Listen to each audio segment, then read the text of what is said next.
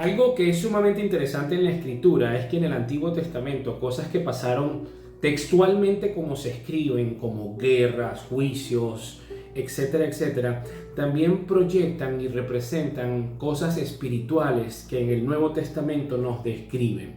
Ahora, yo doy esta breve introducción porque nosotros hemos venido conversando de lo que es la cosmovisión bíblica y es interesante que este libro que yo tengo en mis manos en este momento es el que nos da el diagnóstico, porque todos los seres humanos nacemos con una enfermedad espiritual y es la Biblia la que nos da ese diagnóstico y también nos dice quién es, óigase bien, quién es nuestra cura. Hoy vamos a estudiar y vamos a colocar de nombre a este estudio la enfermedad del corazón. Y vamos a detenernos en primer lugar para establecer unas bases y un contexto. ¿Qué significa el término corazón en la escritura? Porque en el griego, cuando se emplea la palabra corazón, es cardia. De ahí viene la palabra cardiología, los médicos que estudian este órgano vital que nosotros tenemos. Ahora bien, biológicamente, nuestro corazón está ubicado en el centro, en el tórax, entre los pulmones, protegido por una caja torácica. Es un órgano vital que es el encargado de bombear la sangre, y esa connotación biológica de nuestro diseño por Dios, porque Dios fue quien diseñó el corazón y todo nuestro cuerpo, tiene una relevancia también en el dominio espiritual. Así como está en el centro, el corazón, en términos ya espirituales, representa nuestros pensamientos, nuestros sentimientos, nuestra voluntad. Es la raíz de la vida intelectual, la parte volitiva del hombre. Es el núcleo, el centro de su existencia, su ser más íntimo. Incluso la palabra corazón también tiene una traducción como mente. Vamos a poner ejemplos bíblicos para empezar a estudiar. Génesis 6:5 dice así: y vio Jehová que la maldad de los hombres era mucha en la tierra, y que todo designio de los pensamientos del corazón de ellos era de continuo solamente mal.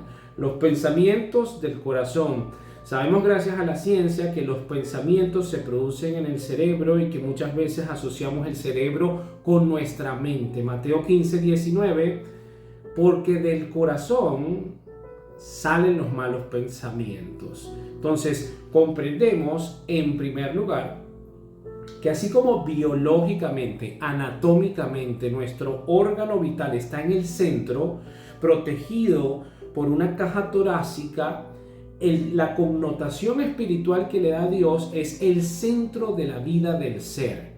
Sus sentimientos, sus pensamientos, su voluntad, su emoción. Por ejemplo, y aquí empezamos nosotros a separarnos de nuestro Dios. Nosotros tenemos una condición que somos seres visuales. Nosotros podemos ver una persona y decir qué saludable se ve, qué radiante se ve, y desconocemos que quizás hay un conflicto en su órgano vital que le trae una afectación, una imposibilidad. Tiene un diagnóstico que desconocemos. Y en el mismo contexto, utilizando el mismo ejemplo que vamos a estar repitiendo, de la misma forma está el dominio espiritual. Muchas veces vemos personas que están sonrientes, felices, y quizás están padeciendo una depresión, tienen situaciones de pánico, están desorientados, pero físicamente proyectan algo que no está acorde con lo que están sintiendo. Aquí nosotros tenemos que partir del principio bíblico que se encuentra en primera de Samuel 16:7. Jehová respondió a Samuel: no mires su parecer, ni a lo grande de su estatura, porque yo Jehová lo desecho. Porque Jehová no mira el hombre, pues el hombre mira lo que está delante de sus ojos, pero Jehová mira el corazón. Fíjate la diferencia. Nosotros vemos lo que está delante de nosotros, pero Dios mira la intención. Siempre apunta a la intención, el centro, el núcleo del ser humano. Entonces aquí nosotros tenemos que reconocer que necesitamos de Dios para aprender de ese tipo de observación. Dice Proverbios 4:23 también, sobre toda cosa guardada, guarda tu corazón, porque de él mana la vida. La Biblia nos enfoca en el centro de nuestra vida interior, que hay que guardarla, que hay que escucharla y que hay que aprender a ver como Dios ve. Y eso lo podemos hacer únicamente teniendo su espíritu, que nos da una condición espiritual llamada el discernimiento. Ya vamos a hablar de eso. Ahora, vamos un momento a Lucas 6:45, porque dice: el hombre bueno del buen tesoro de su corazón saca lo bueno, y el hombre malo del mal tesoro de su corazón saca lo malo, porque de la abundancia del corazón habla la boca. Empezamos a ver cómo la Biblia enfoca siempre hacia adentro. Cuando tú ves una persona que excesivamente está hablando de resentimiento, de conflictos, de envidia, de avaricia, ella está evidenciando que adentro de ella se encuentra así. Hay cosas no resueltas que le están generando un daño y eso lo manifiesta. No sé si te has dado la oportunidad de compartir con una persona amargada. Por más feliz que tú te encuentres, esa persona, yo no sé, parecía, bueno, sí lo sé porque la Biblia lo revela, es como que su único objetivo es transmitirte, transferirte esa amargura que tiene, porque del mal tesoro de su corazón está sacando lo que tiene, es una evidencia, ¿no? La ley exigía del gran mandamiento que nosotros amemos a nuestro Dios con todo nuestro corazón, con toda nuestra alma, con todas nuestras fuerzas, con toda nuestra mente. Y si nosotros somos sinceros, podemos llegar a la conclusión, todos los seres humanos, que esto es imposible. ¿Y por qué es imposible? Porque nadie toma en cuenta a Dios antes de cualquier toma de decisiones.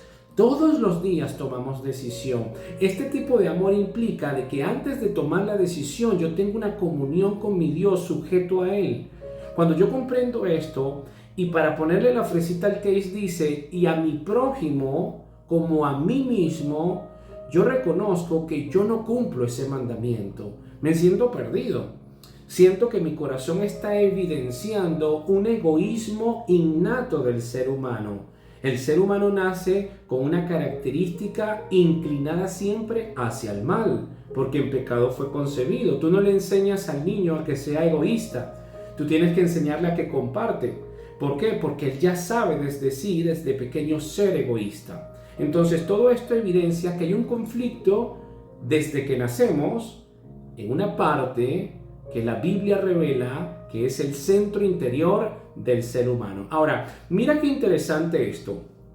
Hay una enfermedad biológica del corazón que se llama miocardiopatía hipertrófica. Y es el engrosamiento del miocardio. Ahora, este engrosamiento puede dificultar la salida de la sangre del corazón, forzando a trabajar más arduamente para bombear la sangre. ¿Cuáles son los síntomas?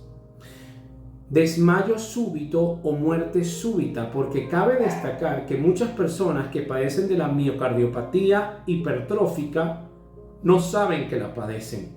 El corazón se les ha engrosado y ellos no saben que tienen el corazón engrosado, y muchos de ellos mueren con una muerte súbita y no se dan cuenta. No supieron hasta que después de muertos se dan cuenta de que fue algo producto de una miocardiopatía hipertrófica.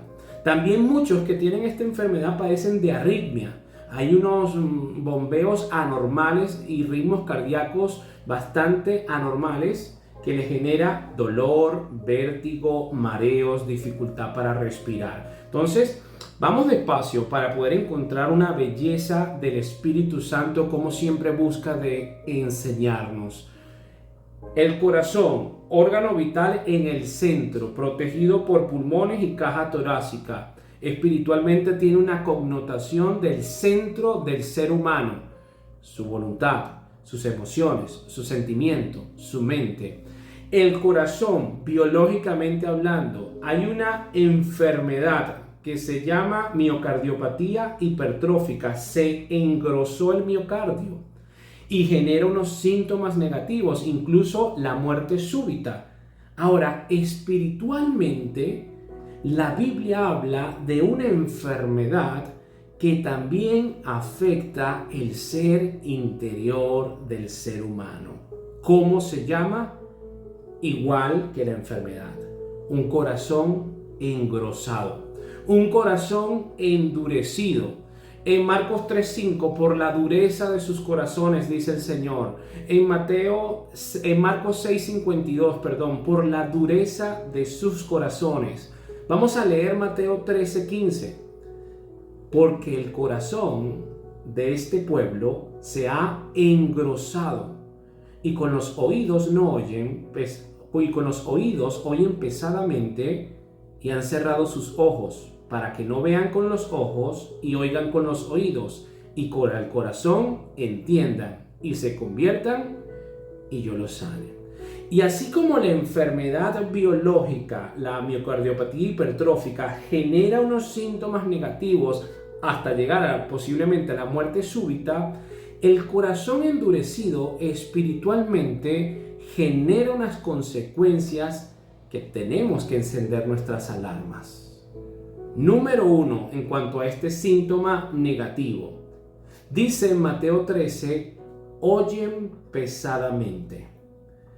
Lo primero que el Espíritu nos revela es que cuando un corazón se endureció, oye pesadamente. ¿Y por qué esto es un conflicto? Porque la misma Biblia dice que la fe es por el oír.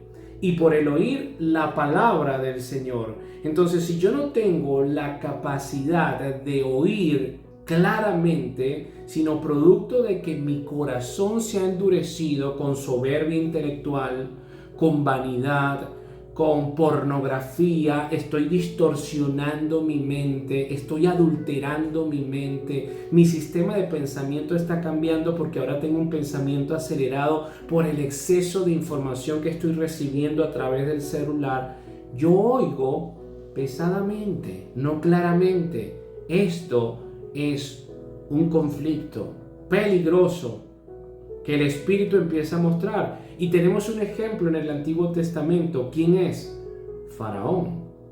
Dice Éxodo 8:15, pero viendo Faraón que le habían dado reposo, endureció su corazón. Éxodo 8:32, mas Faraón endureció aún esta vez su corazón. Engrosó su corazón. ¿Cómo lo engrosó Faraón? Con un orgullo, con una soberbia. Él se creía Dios. Y aquí comprobamos que la fe es por el oír. ¿Por qué razón?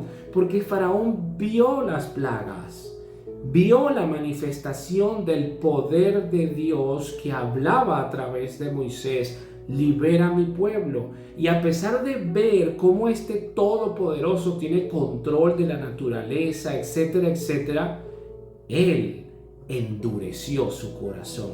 Y finalmente, ¿qué sucedió con él? Éxodo 10:20. Pero Jehová endureció el corazón de Faraón. Esto es una advertencia para mi vida. Si yo a través de la soberbia intelectual, a través de vivir en una mente envanecida, únicamente pensando en cuál es la tendencia de las redes sociales hoy para distraerme, o levanto el Dios de la política, el Dios de la lujuria, el Dios del dinero, si yo no me doy el tiempo para saber en qué condición está mi corazón espiritual y empiezo a endurecerlo voluntariamente, va a haber un momento, y solamente Dios sabe, que Él se va a encargar de endurecer más el corazón. Ya no hay vuelta atrás. Y ahí vas a ser una mente embotada, una mente reprobada, que no tiene la capacidad de distinguir entre lo que es bueno y lo que es malo. Peor aún, llamas bueno a lo malo y malo a lo bueno. Lo estamos viendo. Si nosotros somos honestos, vemos evidencias en todas partes que muestran que hay corazones engrosados. Hay una miocardiopatía hipertrófica espiritual colectiva en muchas de las áreas donde nosotros nos encontramos. Ahora bien, nosotros tenemos que seguir indagando en la Escritura para encontrar otro síntoma, otra consecuencia que la Biblia revela de ese engrosamiento de mi corazón espiritual. Y la encontramos ¿dónde? En Romanos 2:5. Dice así: pero por tu dureza y por tu corazón no arrepentido, atesoras para ti mismo ira, para el día de la ira. Qué interesante que cuando nosotros utilizamos la palabra atesorar es cuando guardamos algo muy valioso. Y un corazón que está endurecido empieza a guardar cosas que cree que son valiosas, rendiendo culto al ego, a la vanidad, cosas que hacen daño y que la Biblia manifiesta como una evidencia de un corazón endurecido, como una mente embotada. Ahora, eso que yo estoy atesorando, eso que yo no quiero soltar porque es valioso para mí, en realidad yo estoy atesorando ira en el día de la ira. Porque yo no me estoy dando el tiempo para comprender que viene un juicio, que lo único que yo necesito para morir es estar vivo. Todos los días vemos cómo personas están muriendo de formas dantescas, violenta, inesperadamente. Y esto para recordarnos a nosotros, los que aún estamos vivos, que nosotros estamos vivos por la gracia de Dios. Porque nuestros tiempos están en su diestra. Entonces yo tengo que comprender que si yo no tengo el tiempo para ver en qué condición está mi corazón, yo estoy atesorando ira para mi vida en el día de la ira, cuando no hay vuelta atrás, cuando ya no hay oportunidad del arrepentimiento. Ahora bien, la aceptación del Evangelio, que es la buena noticia de Cristo para mi vida y para la vida de cualquier creyente, tiene que ser en el corazón. Tú puedes inventar y tú puedes intentar mentirle a los hombres, pero a Dios nadie le miente, porque Él ve la intención del corazón.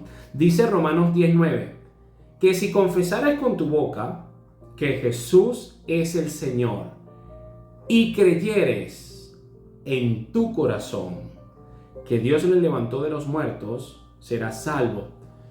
Yo puedo decirle a todo el mundo, sí, yo creo, pero si en mi ser interior yo aún no he aceptado la muerte y la obra expiatoria de Cristo, su justificación y esas implicaciones para mi vida, yo aún tengo un corazón endurecido. Es cuando yo creo desde mi ser interior y lo empiezo a manifestar con acciones, mostrando la congruencia espiritual. Lo que creo, lo vivo, lo manifiesto, actúo, estoy alineado con eso. Cuando yo manifiesto eso es porque ya yo creí en el corazón. Ahora, ese Dios que le da la capacidad al oyente de recibir las buenas nuevas, con un corazón recto y bueno, nos da ejemplos para que yo pueda ver que hay diferentes corazones y diferentes reacciones a su palabra. ¿Dónde lo encontramos? En la parábola del sembrador, que muestra 4 tipos de corazones, 4 tipos de respuestas al mensaje de Dios, que es la semilla. Dice la parábola del sembrador que parte de la semilla cayó junto al camino. ¿A quién representa? Lucas 8:12. Y los de junto al camino son los que oyen, y luego viene el diablo y quita de su corazón la palabra para que no crean y se salven. ¿Quiénes son estas personas? Estas personas quizás puedes ser tú, que en este momento estás escuchando la palabra de Dios, pero que de inmediato que se acaba este estudio, tú entras a ver una serie y luego a divagar en las redes sociales y luego a ver videos en YouTube y no te das el tiempo para meditar lo que escuchaste. Entonces, como no meditas, de inmediato te roban lo que acabaste de escuchar porque oíste, pero no meditaste. Esos son los que representan lo junto al camino. En segundo lugar, cayó parte de la semilla sobre la piedra. Lucas 8:13. Los de la piedra son los que habiendo oído, ¿qué dice? Oyeron, ¿no? Prestaron su voz, su escucha, perdón. Los que habiendo oído reciben la palabra con gozo. Pero estos no tienen raíces. Creen por algún tiempo y en el tiempo de la prueba se aparta. No hay raíces. ¿Quiénes son estos? ¿A quiénes representan estos? A los que son excesivamente aires. Siempre están en los cielos proyectando, yo soy bueno para crear, pero no lo llevan a la acción. Estos son el grupo de personas que son inestables. Tienen ideas fantásticas, pero no tienen la disciplina para llevarlas a la acción. Y estas personas oyen el mensaje, pero son tan aires, tienen tanta divagación mental que no echan raíces ni en el dominio espiritual ni en ningún otro dominio. Porque para echar raíces hay que tener tierra, disciplina, constancia, permanencia, fortaleciendo la paciencia. Hay que tener estabilidad. Luego la parábola del sembrador habla de la que parte de la semilla cayó ¿en dónde? En espinos. Lucas 8:14. La que cayó entre espinos, estos son los que oyen, pero yéndose, son ahogados por los afanes y las riquezas y los placeres de la vida y no llevan fruto. ¿A quiénes representas? ¿A los ansiosos? ¿A los que están pensando con un exceso de futuro, que tienen tanta ansiedad y que se la pasan viviendo con la preocupación del y si me pasa esto, y si sucede aquello, y si viene aquello, y si esto cambia, y si no cuento con esto? Y todas estas preocupaciones empiezan a ahogar lo que escucharon. Son aquellas personas que están demasiado amañadas a las riquezas, a los placeres. Quizás son hedonistas, son carnales. Y por eso todo esto crece como espinos y ahogan la palabra de Dios. Ahora, la palabra del sembrador también describe la buena tierra, que es la última reacción y la última característica de estos cuatro corazones. O sea, es la última interpretación del cuarto corazón, que dice Lucas 8:15. Mas la que cayó en buena tierra, estos son los que con corazón bueno y recto retienen la palabra oída y dan fruto con perseverancia. Retienen. Esa palabra en el griego se puede traducir también conservan, poseen, toman, impiden el paso. Algo está rodando, o sea, imagínate tú que hay algo que viene rodando en agua y de repente esa piedrita que viene rodando, que yo veo que me llama la atención, que es valiosa, que es una perla, yo la detengo. Eso significa retener. Yo estoy escuchando una perla de Dios, estoy escuchando la palabra de Dios, entonces yo la voy a retener, voy a impedir ese paso, que se distraiga, que se vaya, que se disuelva. Yo la quiero mantener en mi mente. Y cuando yo la retengo, por consecuencia, yo doy fruto. La palabra perseverancia es paciencia, persistencia, constancia, esperanza. Yo doy fruto con paciencia. Yo recuerdo que es un proceso y que para tener fruto lleva tiempo. Ahora, ¿qué fruto está hablando? Está hablando frutos del carácter, los descritos en Gálatas 5. Amor, gozo, paz, paciencia, bondad, benignidad, fe, mansedumbre, templanza. Todo apunta al carácter. Cuando yo retengo y yo entiendo que mi corazón tiene que retener este mensaje, yo tengo un corazón saludable y mi carácter empieza a cambiar. La parábola del sembrador es realmente una exhortación para un autoexamen que conduzca a una conservación básica o a una santificación más profunda. Yo necesito saber que yo debo tener una conversión básica, elemental, o yo debo tener una santificación más profunda. ¿En qué condición está el corazón? Dios te da la iluminación para tú comprender en dónde se encuentra. Ahora, si yo veo cómo el Espíritu Santo siempre pone ejemplos, yo comprendo que la nueva creación es aquella que posee un corazón puro, siendo conducido por el Espíritu Santo. Yo comprendo que para yo poder solucionar lo que está pasando aquí adentro, algo fuera de mí me tiene que ayudar. Y si hay un engrosamiento en mi corazón, es algo fuera de mí. Porque si ya hablamos de que el corazón es la parte interna mía, mi mente, mi voluntad, mis pensamientos, mi intelecto, yo no puedo con mis propios medios intervenir ese engrosamiento. Así como el enfermo necesita del médico, nosotros necesitamos de nuestro Dios para que Él nos dé un corazón puro. Primera de Tesalonicenses 1:5. Pues el propósito de este mandamiento es el amor nacido de corazón limpio y de buena conciencia y de fe no fingida.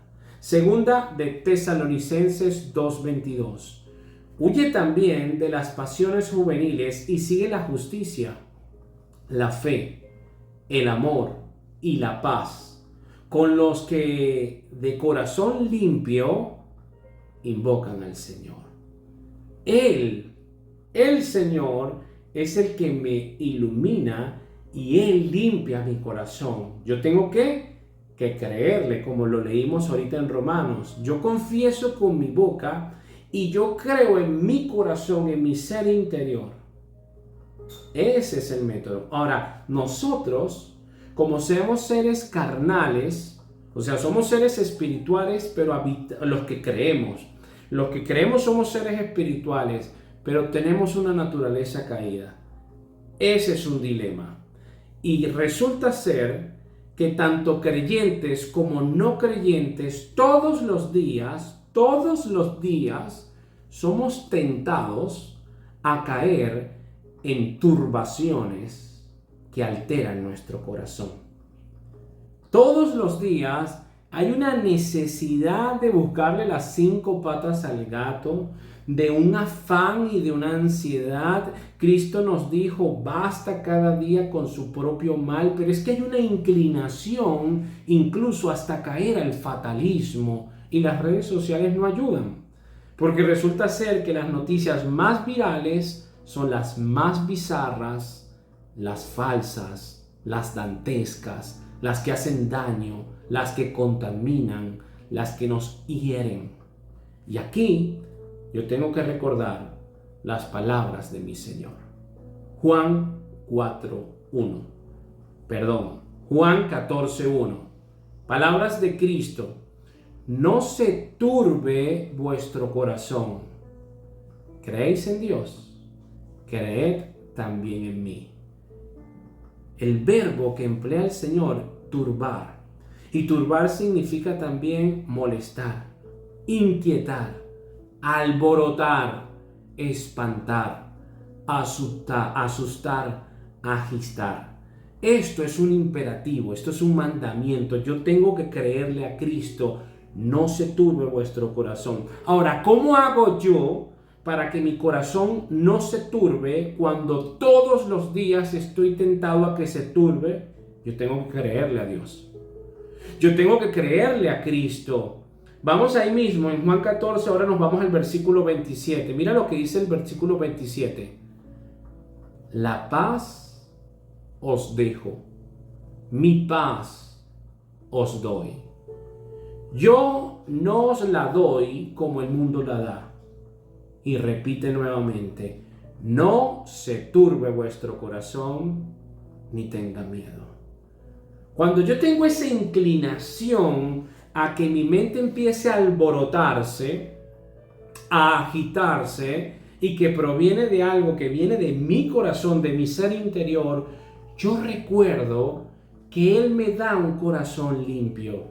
Yo recuerdo que yo tengo el médico por excelencia, por sus llagas fuimos sanados. Yo recuerdo que cuando yo estoy sintiendo eso, Él me dijo, mi paz os doy. El mundo ofrece una paz momentánea. Y esa paz momentánea muchas veces está cimentada en una situación económica, en un buen puesto de trabajo, en buenos aliados, en buenos contactos. Momentáneo, efímero. Puede cambiar en cualquier momento. Pero la paz que Dios nos da es el shalom de Dios. Es cuando yo empiezo a tener una paz que se describe como la paz que sobrepasa todo entendimiento. Porque no entiendo que quizás hay conflicto, pero yo habito en quietud. Empezamos a ver cómo el diagnóstico de la Escritura es preciso y hermoso. Y así como vemos enfermedades en la vida real, biológicamente hablando, que manifiestan el engrosamiento del corazón, como la miocardiopatía hipertrófica, en el espíritu también sucede lo mismo, en el dominio interior. Finalmente, voy a compartir contigo una advertencia saludable que se encuentra en la Escritura, Hebreos 3, del 7 en adelante.